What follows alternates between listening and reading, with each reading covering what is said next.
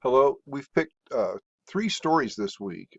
Edgar Allan Poe's Telltale Heart, Fitzgerald's Babylon Revisited, and Edith Wharton's Roman Fever. I'd like to put these three stories into the context of a larger discussion about what we call the literary canon. I'll cover the writers, I'll cover the stories a little tiny bit, and then we'll really focus on this idea of the canon. Here, of course, are our authors. We have Poe here at the top. We have Edith Wharton down here at the bottom, and F. Scott Fitzgerald and his wife Zelda and their daughter Scotty over here in the lower right-hand corner. Um, some literary scholars have argued that there are really only two basic plots. A stranger comes to town and upsets the apple cart. The whatever normal life is disrupted. We see this, of course, in Zadie Smith's story, Two Men Arrive in the Village. We also see it in The Secret Sharer. Or Boy Meets Girl. That's the other great storyline. And even though that might be a little hidden in these stories, it certainly is the case that it underpins Wharton's story and it underpins Babylon Revisited as well. Telltale Heart, different category. Um, so we'll see as we go along how these two might play with each other. These are not the only two plots. This is kind of a conventional wisdom sort of thing, but there are other plots that we might see as we move our way along. One of the things I wanted to point out here is this is a picture of Edgar Allan Poe in uniform. A lot of times people don't know this, that Poe spent 2 years in the army. He was what was called an artificer, somebody who prepared artillery shells for use in combat. He was stationed at Fort Monroe, Virginia, on the Virginia Capes. Um, and he was a very experienced, a highly skilled technician. He also spent 2 years, I'm sorry, after his 2 years in the Army, he spent about 4 months at West Point as a cadet, and he was dismissed because he stopped going to parades and classes and meal formations and things like that. And he was court-martialed. In fact, I've held Poe's court-martial in my hands, and I've also held a letter from him to Sylvanus Thayer, the superintendent. And it's an extraordinary way to bring this remarkable man to life. Here's a picture of Poe as a very young man. We're not used to seeing him without the mustache. Most of the photographs that we have of him are older, mainly because photography, daguerreotypes, didn't come about until the 1840s. Poe dies in 1847. So most of the photographs that we have of him, the images of him as a person, come from later in life when he had a mustache. He was a very successful magazine editor and critic. He was famous in his own time for championing certain writers, pointing out the excesses in others. The woman on the left here is Virginia Clem. She was his first cousin and his wife for about 13 years. She was 13 years old when they got married. He was 27. Need I say more? She died of tuberculosis, and he died about 8 months later. There's an existing body of scholarship that suggests that Poe got rabies and died. He's famous for having gotten drunk and died or something, but that's not really true. It appears that rabies is what carried him off. The Telltale Heart is one of the many horror stories that we have from Poe, and it's kind of an odd story in some ways, from my perspective as a Poe story. Um, but it's consistent with some of his other work. He has an interest in the occult and the macabre, but a lot of that really stems from this fact that he's interested in the human condition, in the human psyche, in the human mind. And the character that he presents, this garrulous murderer in the story, is consistent with that interest. What if, he seems to say, you had somebody who committed a horrendous crime like this? How do they respond when they're questioned by the police? Well, they really want to answer the question. They really want a claim for having committed this crime. So those of you who are psychological critics out there might decide that the Poe story is right up your alley. F. Scott Fitzgerald, a very famous writer of the 20s. I'm sure you've read the short biography excerpt that's in our textbook that talks about how he comes from a poor family, goes to Princeton on a scholarship, starts running around with all these rich guys that he really can't compete with. He's not a very good student. He drops out finally in 1917, joins the Army, goes through officer training actually at Fort Leavenworth, which isn't that far from here, ends up stationed in Mobile, Alabama, where he meets Zelda, his wife, whose picture you saw earlier. And they meet, marry, and become the bright young things of the 20s. Almost all of the kinds of excesses that you read about in Babylon Revisited, he and his wife did. His wife is unstable herself mentally. Um, in the 20s, she begins to act erratically, and there's a point at which, in the late 20s, she ends up in a sanitarium and spends the rest of her life there. Finally, dies in a mental hospital. Uh, the two pictures that I have here, this is kind of the younger F. Scott Fitzgerald, and this is the Fitzgerald of 1937, which is about the same year as the story was written. Pretty much every place that's mentioned in Babylon Revisited in Paris are places that Fitzgerald and his wife were very, very familiar with. Um, the left bank, the right bank, Montmartre, all those places that he visits in the story, those are all quite real. You can still go there. In fact, I've wandered around Paris following Fitzgerald and Hemingway stories over the years, and I always find it almost unchanged from the 20s. It's an extraordinary place to visit if you've never been. And if you follow through with a book like Hemingway's A Movable Feast or a short story like this of Fitzgerald's, you can get a sense of what the city was like during the 1920s lost generation period. Um, Fitzgerald had tremendous success as a writer early on. The problem was he drank or spent it all away, very much like the main character in Babylon Revisited. Towards the end of his life, broke with his wife in a hospital, he turns to Hollywood like William Faulkner did to become a screenwriter. And that's finally where he dies in the late 1930s.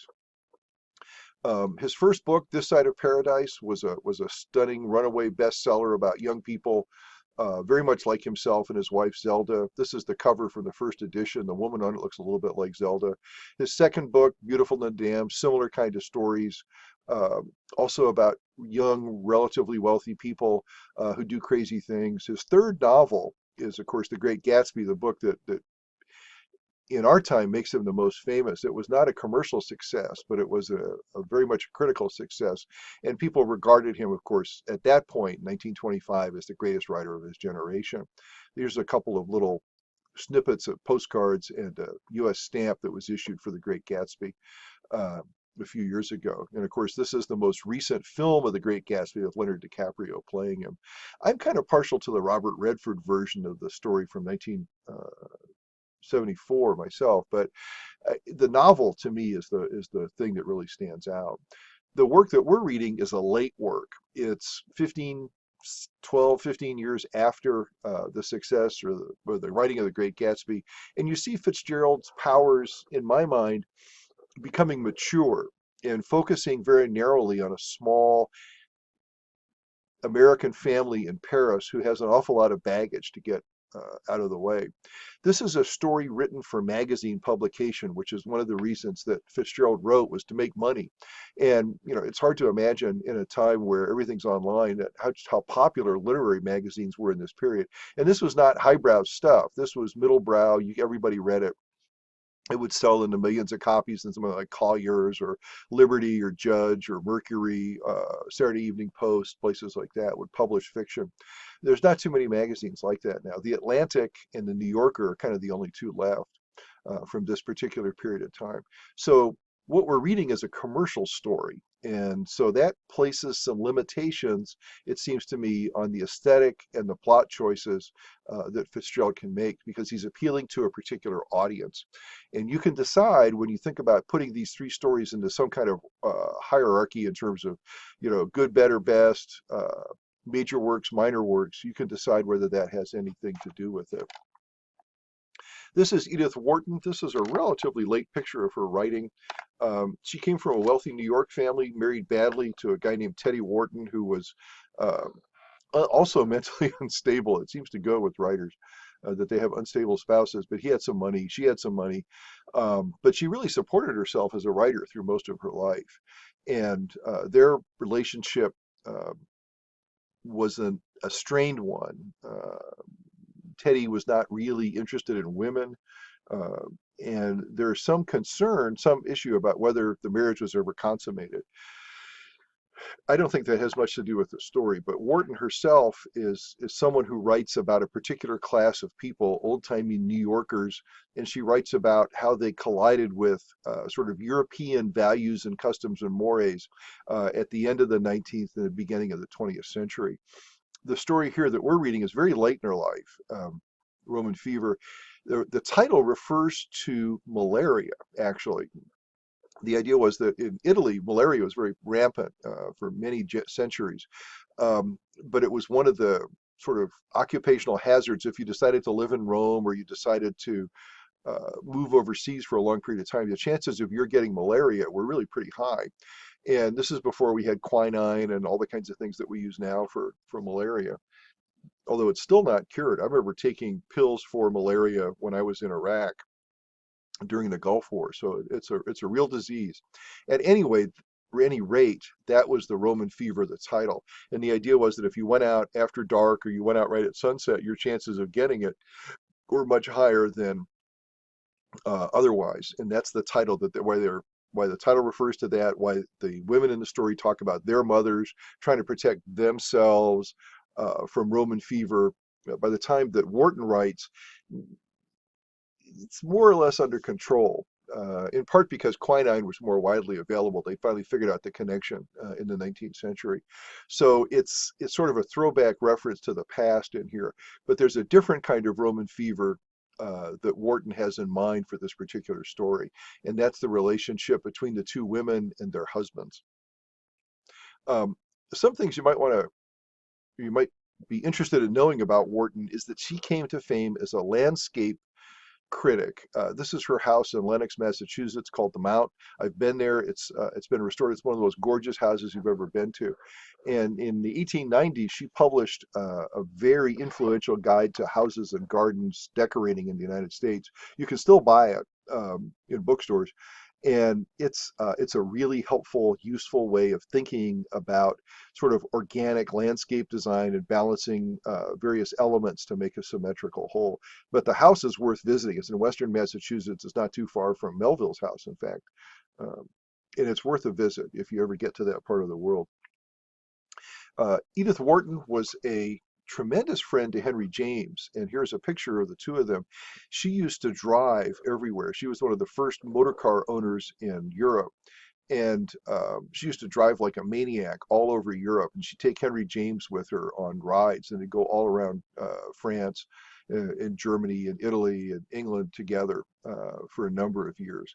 They had a very close relationship. James, of course, was famously homosexual. Wharton never remarried. She had a number of love affairs with men, but certainly never one with Henry James. They really respected each other as writers and thinkers and critics. Um, very much like-minded people, although Wharton has always kind of been in his shadow, which is a canonical question that we'll get to here in a second. This is a picture of Edith Wharton in 1930. She dies in 1935, I think, and Roman fever is one of the last stories that she has published. So this might give you a little bit of idea of what she looked like and what she dressed like. This is not that different from what the clothing would have looked like on the two women in the story, Mrs. Slade and Mrs. Ansley. So if you're curious what these women look like and what they wore and what they were carrying, this isn't that dissimilar. Although, as you can see here in the picture, Wharton has fur on, which was kind of a fashion accessory of the period. That would probably not be something they would wear in Rome at this time of year. Okay, here's some images of the clothing that women in the 1900s would have worn. This is the kind of clothing that Mrs. Ansley and Mrs. Slade would have worn when they were younger. And this is the kind of stuff they would have worn when they were in Rome, when they were the age of their daughters. As you know, the key in the story is that Mrs. Ansley has an affair, an assignation with Mrs. Slade's husband the night before he announces his engagement to Mrs. Slade. The result of that, of course, is Mrs. Ansley's child, and that's why Mrs. Ansley has to rush to get married 2 months later before her friend Mrs. Slade. It's because she's pregnant with Mr. Slade's child. Okay, and that's the great revelation at the end of the story in that wonderful last line, "I had Barbara." But this is what the women would have worn. This is what they would have looked like. And I mention this only because it's helpful to think about what did the daughters look like? What did they wear? How did they carry themselves? And you can see that the clothing here is much freer, much looser, um, much more, I don't know, modern in some ways. It looks much more comfortable, that's for sure. Some of the things you got to think about in this period of time is that, there was a mass production of textiles, of course, been going on for about 100 years, but there were new kinds of fabrics with synthetics in it that allowed women to dress in much less fussy kinds of ways. You could also, as you could see, you could show off more of the body. You could show off arms, you could show off legs in a way that you couldn't do that in this period of time when women were covered up. You also see kind of how unnatural this is, where the waist is very, very, very small. This is a period of time when corsets are still the norm. The bra had not been invented, just in case you were wondering about that. Here you can see that there's these looser flowing, less constricting garments. As I mentioned when we talked about the storm, I often wonder how adultery happened in the 19th century because people had so many clothes on. Mrs. Ansley is able to pull it off with Delphin Slade in the Colosseum at night, wearing clothing that looks a lot more like this than looks like this. But this contrast in dress, I think, shows a real difference between the daughters and the mothers. And what was permitted to daughters in the 1930s was very different from what was permitted to daughters in the 1900s. So there's a real generation gap story that's going on in here. I decided not to show you pictures of period underwear from 1900 to 1930. I think we've seen enough of that in earlier parts of the course.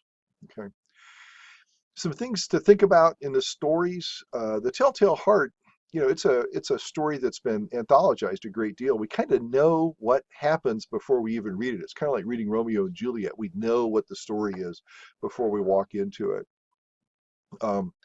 The heart sound that pops up in the story, you often wonder if that's real or whether that's imaginary, whether that's something that's a figment of the narrator's imagination. And he's the one who finally just can't stand it anymore. He's consumed, if you're a psychological critic, by guilt, or he certainly wants to have credit for this, or he's haunted by this figure that he's killed, and he has to get that out. He has to confess to the police in order to stop it from beating. Babylon Revisited, we're working in a really small, narrow set of confines. You've got a dad whose wife has died, in part, his sister-in-law thinks because of his own excesses as an alcoholic, as a spendthrift. The sister-in-law and her husband are taking care of his daughter. He's now recovered financially. He's sober, and he wants his daughter back. And two friends of his from his before life show up in the middle of this thing and quash the deal. His sister-in-law cannot imagine letting him have his own daughter back. So there's a lot of jealousy in the story. There's a lot of anger. There's issues of money, which is always a F. Scott Fitzgerald thing. The stock market crash is in the background. Both families are kind of recovering from this in a very slow way. So there's a lot of surface detail that may or may not be significant, but you kind of have to understand the context in which the story occurs. Roman Fever, I've kind of talked about some of the major things there. This notion of these women have been friends since they were children, and the great betrayal that one commits on another, and then the betrayal in reverse that the other one commits, are really pretty extraordinary. And it's set against this background of changing times, of looser behavior that women are allowed to participate in a way that their mothers were not. The daughters in that story are out traveling with a group of Italian pilots, and they're not chaperoned. The mothers would never have gone out without a chaperone. In fact, when Mrs. Ansley sneaks out with Mr. Slade to the Colosseum, that's like, oh my God, major moment. I mean, this is not something that anybody would have thought of as a normal thing. This was a real transgressive kind of act. As you know from the story, there's a surprise. And I've kind of talked about that already. So my spoiler alert I should have given earlier. One of the questions you have to ask is, does Wharton set us up for this? Is it consistent with what goes on in the story between the two women beforehand? How abrupt a change is it? Does she prepare us for it, or does she just throw it in there and does it seem out of character or in character? Every time I get to the end of this, I go back and reread it. I think, is she making it clear that this is where we're going? Or is this just like out of nowhere? Is it a complete shock or what? And I don't know what to think about that. I'll be interested to see what you have to say. You also have to think about this in sort of value terms. Is this kind of twist at the end, does that help or hurt a story in terms of making it a serious work of literature? I will tell you flat out, I tend to think of the Wharton and the Fitzgerald stories as relatively minor works by major authors. but not everybody agrees with me on that. I also don't think this is Poe's best work, The Telltale Heart, but many other people disagree with me about that. I tend to like Berenice, Ligeia, Voyage to Arnhem. The stories like that seem to me to be much more complex and rich in a way that The Telltale Heart is not. But I'm probably not right about that. I mean, the Telltale Heart's been around for a long, long time, and it shows up in a lot of books. So somebody knows something that I don't. Okay, let's talk about this idea of the literary canon. Canon comes from the Latin word for rule. It doesn't come from C-A-N-N-O-N, artillery pieces. Um, and the idea is that there's kind of a body of literature that people accept generally as being quote unquote great works, whatever that means. Um, we used to have a fairly consistent body of this. We all said, oh yes, Chaucer's in, Milton's in, Shakespeare's in, John Donne is in, Spencer is in, Milton is in, people like that. Um, Keats, Shelley, Byron, Wordsworth, Tennyson, people like that. But if I make a list like that, which is the kind of the people that I studied when I was in college, you notice that almost all of those are dead white men. Over time, more and more people have asked that different voices be included.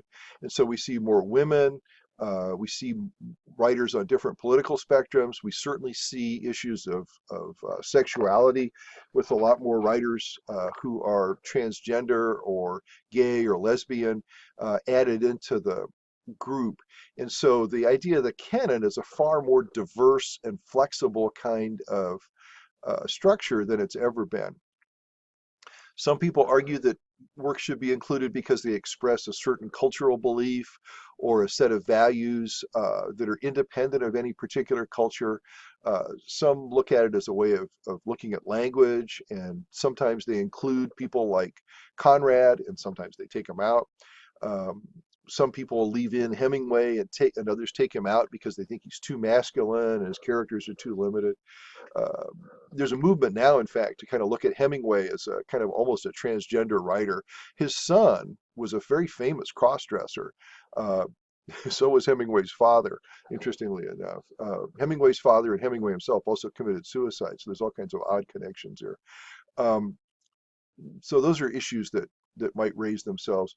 Uh, African American writers, Latin writers, Latino writers, Hispanic writers, writers from South America.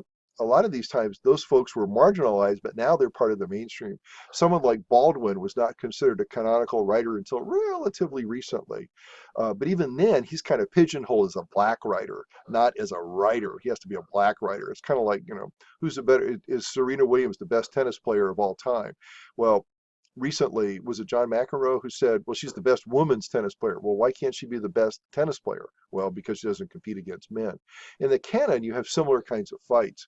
Are they good writers? Are they good woman writers? Are they good writers or are they good black writers? Are they writers or are they good Hispanic writers? You can see how this kind of works itself out. So it's a complicated business. Um, some things to think about with these three writers. Wharton was never considered a major writer in her own life. She was considered popular, but always as kind of an also ran, kind of a, I don't know if I call her a writer's writer, but she was considered more a woman's writer. And so her audience was female. She wasn't treated as seriously as like Henry James was in her own time. Poe, in contrast, was a major literary critic. He was editor of a magazine that actually two that were extremely influential in determining what kind of literature people read in the 1840s in the United States. And he could make or break reputations. It wasn't just his fiction, it was his critical writing. Fitzgerald was an extraordinarily popular writer. He was seen as the real literary light of his generation for about 5 years. And then his reputation began to decline. What many people think is his greatest book, The Great Gatsby, came out in 1925, marks the high point of his reputation, but the low point in terms of sales. And that's where he turns to magazine writing and to screenwriting to make a living. So being listed at the top in your own lifetime is not necessarily a guarantee of immortality, although we could sometimes use it as a test. Popularity is not. Probably the most popular writer in the United States by sales is Harlan Coben, but no one would consider him a major writer. He writes genre fiction. Maybe some of you have read it.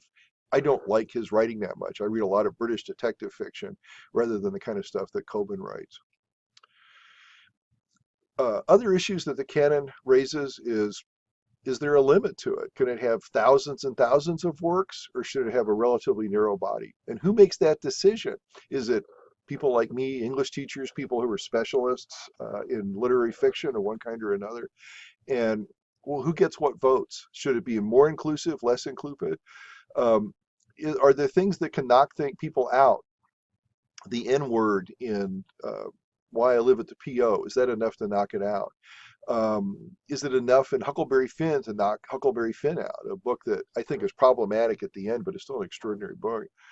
Um, Biography, how much should that count? If somebody is gay or lesbian or transgender, does that give them more credibility in the canon, or does it ghettoize them in some way?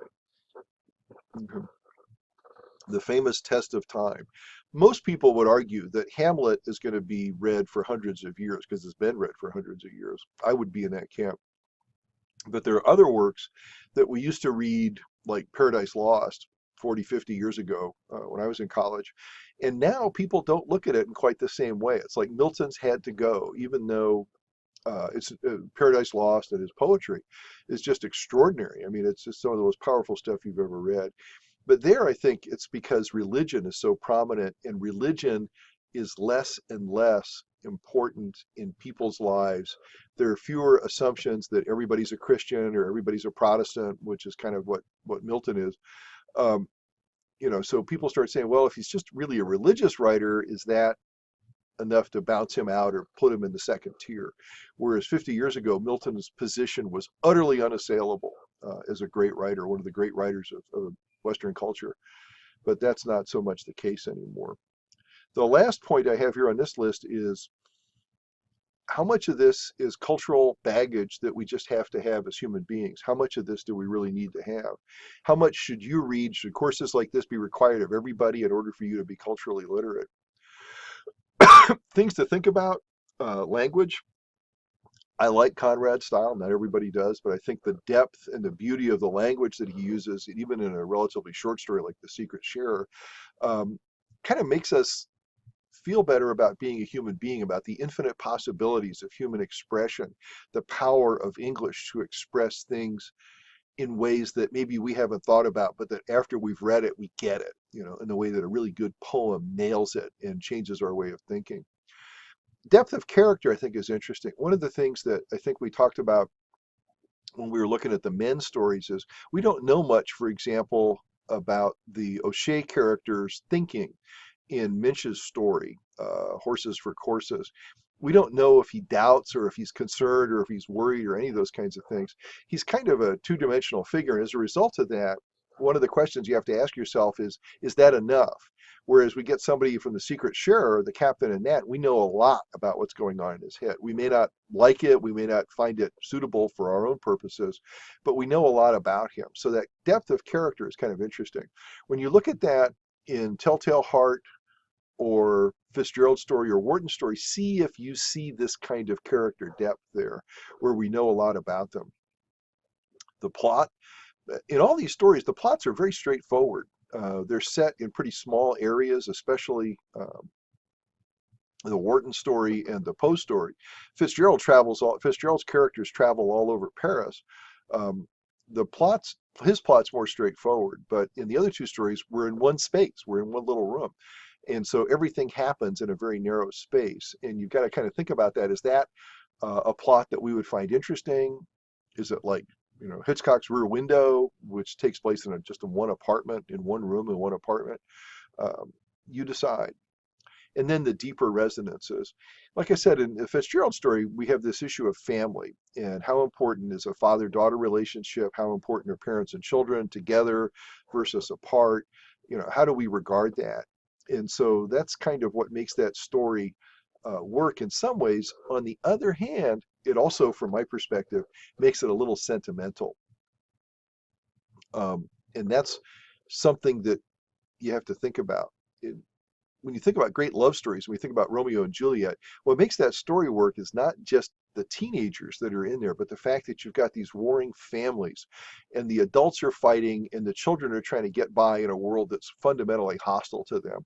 We always forget at the end of Romeo and Juliet, Montague and Capulet are standing on a stage in a crypt. There are 5 dead bodies on the stage at that point. Romeo, Juliet, Tybalt, uh, what's his name? The guy who wants to marry Juliet. This just popped out of my head. They're all children. And these 2 old men finally reconcile in front of the bodies of their dead children. The whole city of Verona has been in conflict because of the struggles between the Montagues and the Capulets. So what we see is this crazy world in there where these 2 star-crossed lovers, as the play famously says, cause the death of every single young person in the play, except for Benvolio. It's a scary play. And so those deeper resonances are about conflict and about age and about children. It's a much more rich and complex environment. And the love story is important, but it's not the only thing that's going on. In Fitzgerald's story, getting his daughter back and having to deal with the baggage of his past, that's the only thing that's going on. In Telltale Heart, you've got a murder. One person has taken the life of another human being. It's a final, absolute, irrevocable act. So the resonances there kind of raise the stakes for the content of that story. It's a big deal because taking someone else's life is a big deal. So you can decide how those two fit together. That's what I mean by this last point, this idea that stories have to matter outside the limits of the text.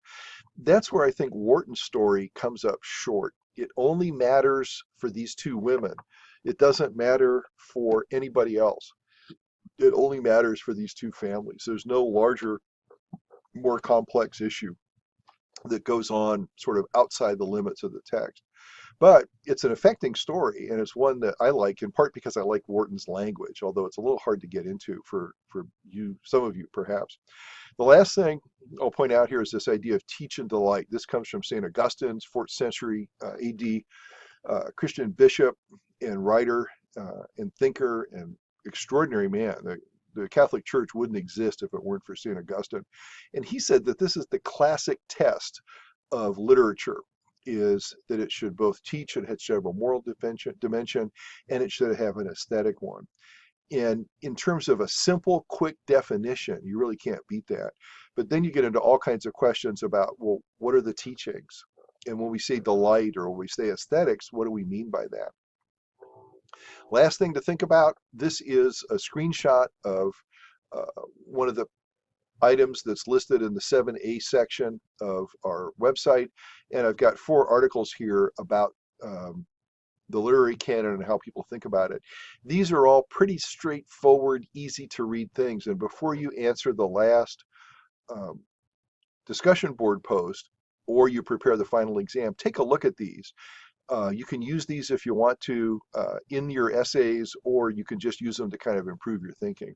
But don't blow these off, because they can explain this in ways that perhaps I can't. So again, this is inside the week 7A thing. As you can see, you'll see a title for a folder that says articles on a literary canon, and here are the 4 articles that you find. Well, good luck. I'm looking forward to reading what you have to say. And as always, I learn a great deal from you. Probably I learn more from you than you learn from me. Thank you.